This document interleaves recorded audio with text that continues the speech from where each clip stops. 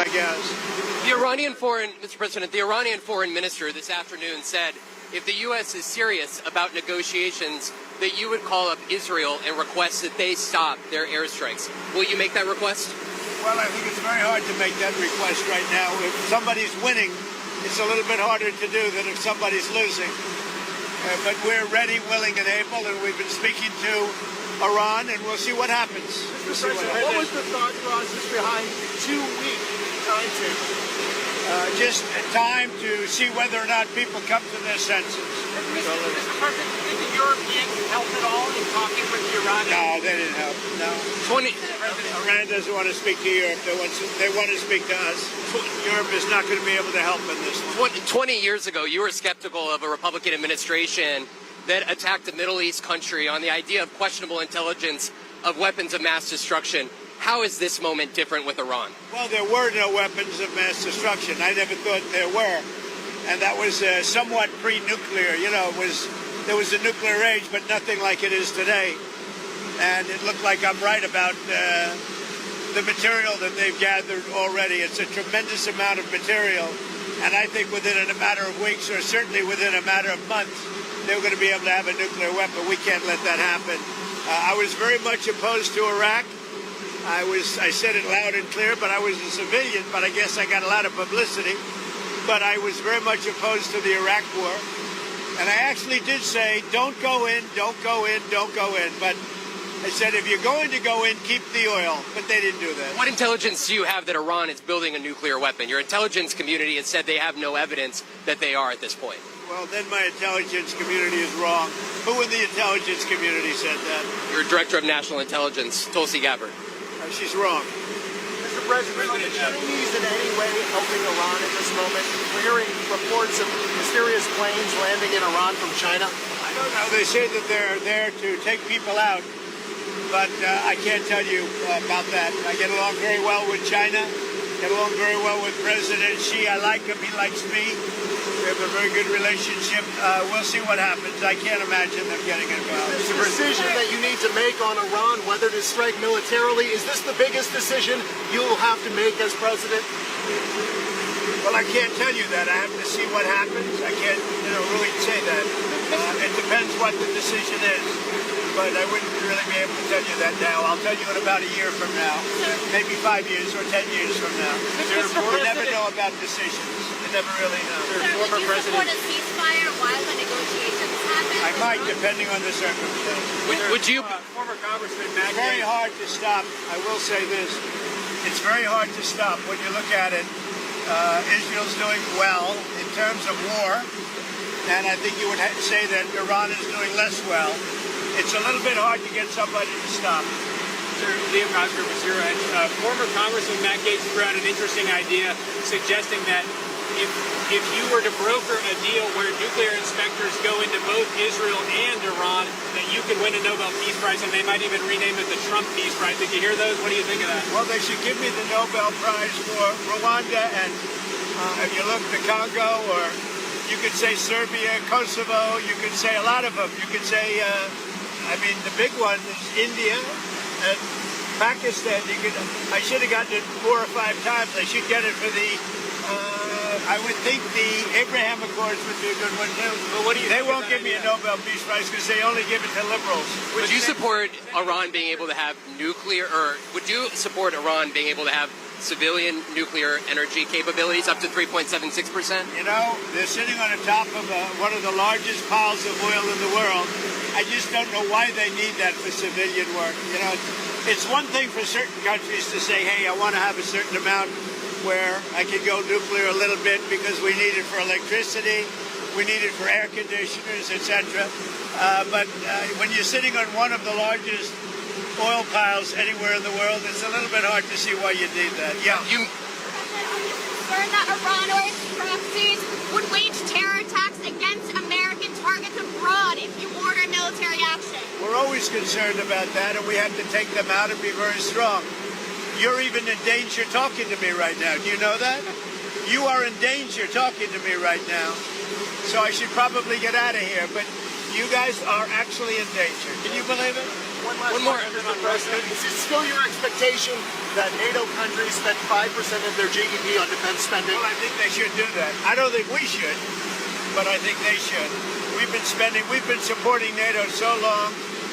In many cases, I believe paying almost 100% the cost. So I don't think we should, but I think that the NATO countries should, absolutely. And if a country like Spain decides not to? Well, NATO's going to have to deal with Spain. Spain's been a very low payer. They were always a very low payer. They were either good negotiators or they weren't doing the right thing. I mean, I think Spain has to pay what everybody else has to pay. Spain has been notorious for low pay. You know who else was a low payer, just about the lowest? A place called Canada. Because Canada said, why should we pay when the United States will protect us free? And they've been right about that. ICE? Ukraine, you've been making progress towards a peace deal, but I don't know if you know this, but Lindsey Graham and Mike Pompeo were there on the ground in Ukraine, seemingly doing the opposite, trying to provoke the Ukrainians to keep fighting. What do you think of that? Well, we're going to see, and people have to be very careful with what they say. They got to be very careful with their mouth, because their mouth can get them into a lot of trouble. One more. ICE. ICE has said that they're trying to arrest up to 3,000 individuals a day. There are some communities that are saying they are fearful of being wrongfully detained or separating some families, even if they're undocumented. Is the fear in some of these communities worth the deportations of these undocumented individuals, a mass deportation program? It's a tough subject because, look, we have farmers. I love farmers. I won 80%, 85% of the farmers, and I love them, and I'm never going to do anything to hurt our farmers. And you could also say the leisure business, etc. There are some businesses where you have a disproportionate amount of people that are the people that you're talking about. At the same time, we have to get the criminals out of our country. And we're looking at doing something where, in the case of good, reputable farmers, they can take responsibility for the people that they hire and let them have responsibility, because we can't put the farms out of business. And at the same time, we don't want to hurt people that aren't criminals. Most of the people that came in over the last 3 years under Biden, I would say probably 3.5 to 4 years, those people, you have a lot of criminals, you have a lot of, I mean, we're looking at that very closely. You've had people that have worked on farms for 20 years. It's very hard to go in there and say, you know, you're coming out. But we're going to let the farmers take responsibility. They're great people. They'll do it. They know the good and the bad. So the hard part about this is not like a normal war where people wear uniforms. They don't wear uniforms. But we have murderers that came out of the last 4 years. We have murderers. We have drug lords. We have people that we don't want to. We have prisoners. They emptied out Venezuela and many countries.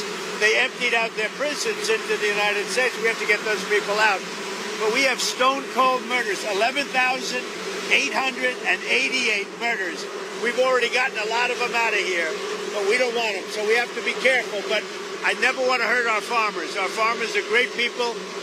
They keep us happy and healthy and fat.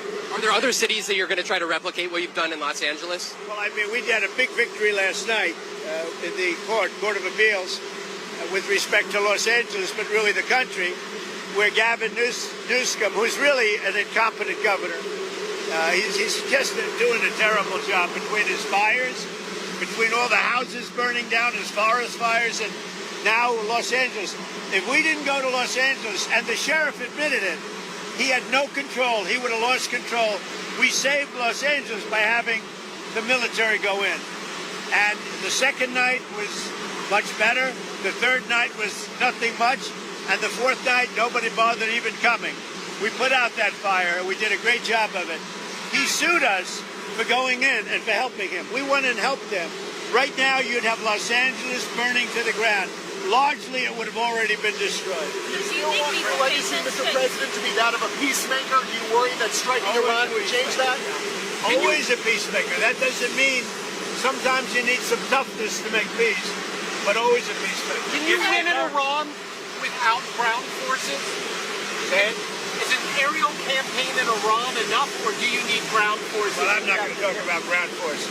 Because the last thing you want to do is ground forces. Does Iran have 2 weeks, or could you strike before that? Are you essentially giving them a 2-week timeline? I'm giving them a period of time. We're going to see what that period of time is, but I'm giving them a period of time. And I would say 2 weeks would be the maximum. Mr. President, do you think deportations should focus on criminals or all people who or you're illegal. Should start focusing on criminals, and that's what we've been focused on. Very bad criminals, dangerous criminals. But Stephen Miller said to go out and arrest every person who's here illegally. He told ICE to arrest everyone who's here illegally. Do you agree with that? Stephen and I have a very good understanding.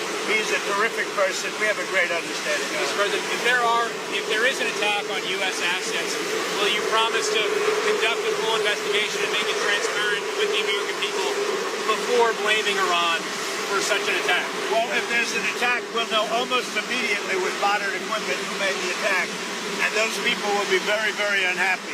Would you Prime say Minister- that? I want to get you people out of danger. You're in danger standing with me. One more. Prime Minister Netanyahu said that they had the capacity to take out all of Iran's nuclear facilities. So what role would the U.S. be able to play, and why would they, if Israel says that they have all of the abilities, their own I'm not military? sure he said that, but they really have a very limited capacity. They can break through a little section, but they can't go down very deep. They don't have that capacity, and we'll have to see what happens. Maybe it won't be necessary. Maybe it won't be President, necessary. would you like to see Congress pass a bill that bans child transgender surgeries?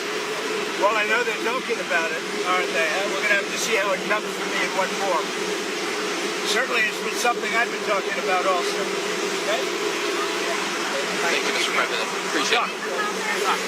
Thank you, everybody. Thank you.